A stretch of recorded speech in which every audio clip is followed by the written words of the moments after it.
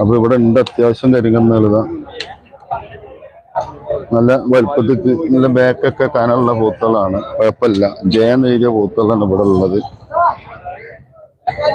അതിലതാ ഇവിടെ ഉണ്ട് കേന്നൊക്കെ എഴുതിയ പൂത്തുകള്. നമ്മളെ വാണിയംകുളം ചന്തയില് ഏറ്റവും ഫ്രണ്ട് ഭാഗത്തായിട്ട് ഇപ്പൊ നമ്മളുള്ളത്. ഏമ്പിന്റെ പൂത്തുകളുണ്ട്. ഇതൊക്കെയൊരു മുതല്. ആരപ്പി വരുന്നത്? നമ്മളെ പ്രവേട്ടനല്ല. അല്ല, ഇന്നിപ്പോ തണുപ്പിക്കണ ഫ്രീ ആയിക്കണം. മാഷല്ല, അത് കേട്ടാ മതി.